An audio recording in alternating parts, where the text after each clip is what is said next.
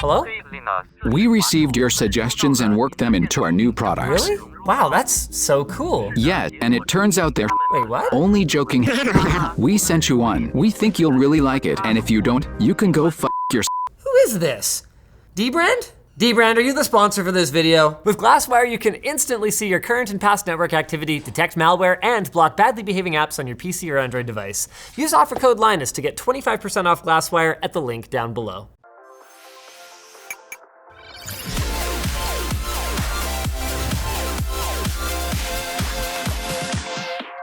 Disclosure, I'm invested in a framework who makes laptops. The idea I pitched to ASUS and that came alive inside this box is actually a pretty cool one. Because here's the situation. Almost every powerful laptop on the market today is either for gamers or for content creators, because heaven forbid that any one person want to do both of those things. So you end up having to choose. Do you want a 60 hertz 4K panel to cover with all the little sliders, dials, and switches that you need for video or photo editing? Or do you want to sacrifice resolution for a high refresh rate panel so you can land those sick 360 no-scope headshots? My idea then was to have something that can do both. Or, well, really it wasn't my idea. TVs that can run at 4K 60 or 1080p 120 hertz have existed for a long time. And it's been kind of baffling to me that nobody has adopted this approach in the PC space until now. I love when things say internal demo only and I get to play with it. It's a makeshift bezel, don't peel it? Peel it off. Am I gonna get in trouble if I peel it? Yes. They said not to peel it? They said don't peel it. Why not? Jeez. Hello? We're setting up a device, USB receiver. Oh, is my battery dead? Oh, balls. You want me to go get a wired mouse? No! Using a wireless mouse with a wire. Imagine being such a big loser. Boy, that is a lot of pixels. This thing at 100% scaling is freaking ridiculous in terms of real estate. And at 4K 120 hertz, this is already pretty smooth, but it could be smoother. It's 3840 by 2400. That is awesome. Like all these creator monitors that are 4K but 3840 by 2160, so you don't even have that additional vertical space for all your tracks or whatever else. Like, that's stupid. This is cool. After rebooting, the display will be set to full HD at up to 240 hertz. Oh, okay. That was it. So we're at 1920 by 1200 now, and that is very 240 hertz. That is super smooth. Oh, it's pretty bad. It's chugging, it's chugging. Whoa, there we go. What the heck? I swear it's running faster now or something. Like ever so slightly. There's only one of the, you're only supposed to fight one spider thing in this zone. It's hilarious. Not gonna lie, I really like this thing so far. Man, this feels smoother than the FPS it's reporting. It's just super responsive. That's the thing a lot of people don't realize about high refresh rate panels is it's not just about how many FPS your game is running at, it's about how frequently you are getting an update, how much latency there is. Like, this is crazy low latency, super responsive. And in terms of resolution, from my point of view, at this size, 1080p is lots. If you're talking 24 or 27 inch monitors, yeah, you're gonna want 1440p, but I would rather have the additional frame rate at this size personally. Oh, I fell down an elevator shaft, cool. There are definitely some oddities. In 4K 120 hertz mode, they rate it for 100% coverage of the DCI-P3 color space and 500 nits peak brightness. But this is weird. At 1080p 240 hertz, it's got 100% coverage of sRGB and can reach only 400 nits. Now, that's not to say that it's a bad panel. We got an average delta E of just 2.27 in SDR in 4K mode, and with firmware updates, I mean, who knows where it's gonna be once it's finished. One other oddity, it's got a crack in it. ASUS wanted to clarify that not all of them are gonna ship with a crack in it. I mean, personally, I don't think it's a big deal. I've got a crack in me, and I don't think anyone ever told me I was defective. Haha, get it? Because everyone's got a, anyway, I don't know, maybe the engineer dropped it or something. Now the quote from ASUS is, you can game at 240 hertz and can work on content creation at 4K while still getting a nice smooth 120 hertz. And that really is a great idea that I can't take credit for. The big question for me then is, why haven't we been able to do this forever? CRTs actually did have a similar functionality because the main limitation was how fast the electron gun could scan back and forth. So they often had multiple rated resolutions, each with their own optimal refresh rate. But the thing is, LCDs have their own limiting factors, and a big one is pixel response time. Now, manufacturers tune their panels in order to achieve as little smearing as possible, which usually involves some degree of overdrive. That is, for each individual pixel, essentially applying a voltage that is great enough to get past the desired state, but then backing off of it at the last possible moment so that it lands in the right spot. So fine-tuning that sort of thing is a royal pain in the butt. And fine-tuning it for multiple refresh rates is even more work. So what I suspect is that no one wanted to bother. But that's changed in recent years with the introduction of variable refresh rate displays with G-Sync or FreeSync. Those need to perform perfectly at many different refresh rates on the fly. So again, what I suspect is that a lot of that R&D is making its way into products like this that are gonna have multiple native refresh rates. There are likely other factors. Integer scaling, that is, allowing a 2x2 quad of pixels to be driven as a single unit, only recently gained driver support from major graphics manufacturers. And the last thing you'd want is dual native resolutions, but one of them looks like an interpolated mess.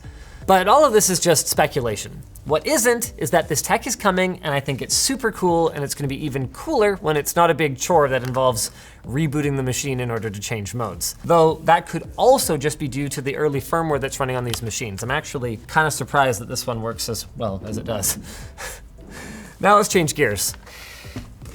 I love these little engineering sample care packages. Okay. This one's really cool.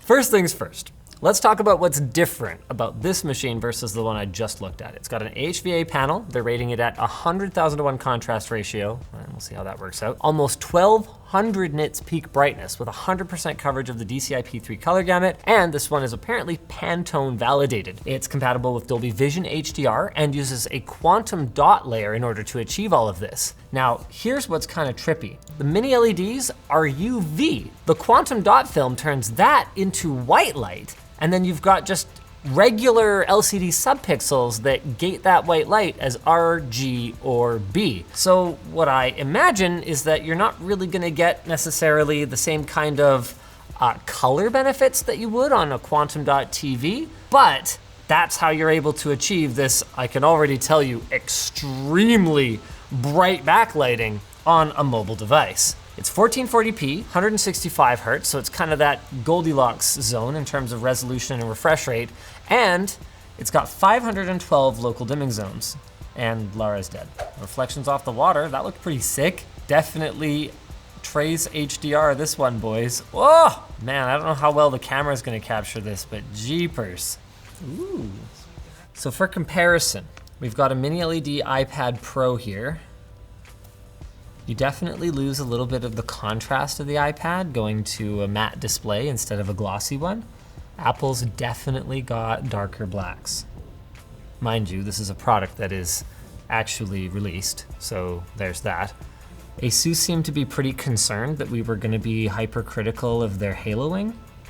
It is, to my eye, not that bad though.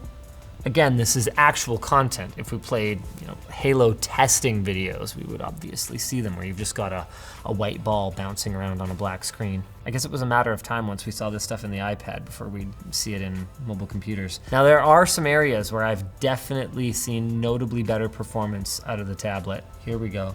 This sign, this first floor sign here. You can clearly read this sign on the iPad, but it's actually kind of hard to make out this text on the laptop. Overall, very impressive. So there's 3 different modes that it can run in. Either HDR, which is obviously gonna be using full array local dimming, HDR off, or HDR off with a single zone, and then it gets 600 nits sustained brightness. So that's meant for like color accurate work, if you're editing your photos or whatever the case may be. This is super cool. Yeah, you know what else is cool? The new gamer hoodie on LTT store. And there's even more, guys. Okay, oh my gosh, this is freaking heavy. I thought there's no actual laptop in it. Is it this heavy without even the components in it? What the heck is this? Are you sure this is what ASUS was supposed to send? Because this is apparently the follow-on from the mothership concept, but in a usable size. It's still pretty big. But if it's anything like the mothership, it's gonna have the performance to back it up. It's my ticket to ROG Flow. Adorable, thank you, ASUS. All right. Oh, this is the, okay, is the NR2201 Flow Surface. So the idea is it's supposed to be kind of like the mothership, which was a laptop that we actually went all the way to Taiwan to see the design facility for.